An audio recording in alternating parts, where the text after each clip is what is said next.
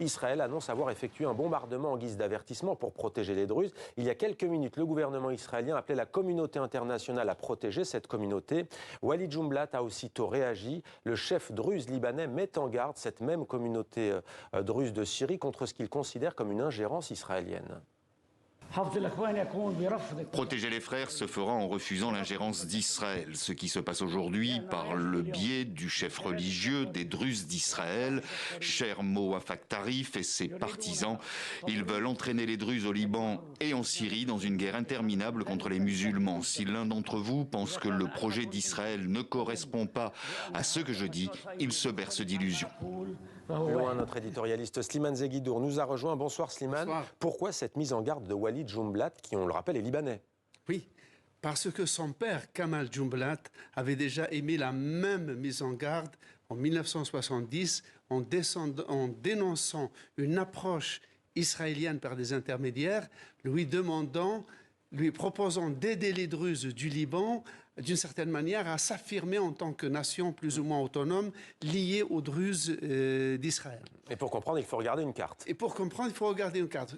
L'enjeu de cette mise en garde israélienne au gouvernement syrien, c'est le plateau du Golan. Regardez dans la carte, dans la tache rose, c'est le plateau occupé. Il fait 1000 km², il y a 50 000 habitants, 30 000 Israéliens. Pour les Israéliens, ce sont des résidents pour le droit international et les Syriens, ce sont des colons. Et il y a 25 000 Syriens druzes.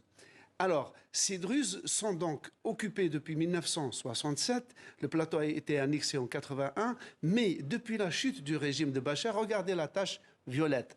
Les Israéliens sont sortis de la zone contrôlée par l'ONU et se sont incrustés dans le territoire syrien, comme on le voit sur la tache violette. Depuis lors, les Israéliens contrôlent des villages syriens, ont installé des postes militaires et toute cette région est habitée par des Druzes. Il y a à peu près 70 000 Druzes, mais aussi des chrétiens et des sunnites, parce qu'on est en Syrie, il y a des Arméniens, il y a des Ismaéliens, bref. Toujours est-il qu'Israël aimerait profiter de la faiblesse du régime pour pousser son expansion dans toute la zone qu'habitent les Druzes syriens, qui sont évidemment des Arabes, qui ont une religion ésotérique issue d'une forme de chiisme.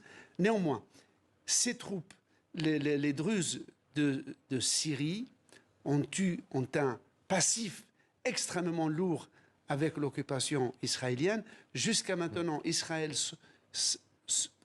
répète continuellement, leur propose de leur donner leur nationalité israélienne, mais ils la refusent, ils restent syriens. Et l'enjeu est là. Est-ce que, profitant que des intégristes sunnites attaquent des Druzes, les Druzes pourraient s'allier à Israël en lui demandant d'étendre sur eux sa protection ou pas? C'est cela l'enjeu. Mais les dirigeants druzes syriens ont dit, pas question, les problèmes de Syriens se règlent entre Syriens. Et Paris, ce matin, le Quai d'Orsay a émis un communiqué demandant au gouvernement syrien de protéger ces Druzes et demandant au gouvernement israélien de ne pas y jeter de l'huile sur le feu. Merci Slimane pour cet éclairage.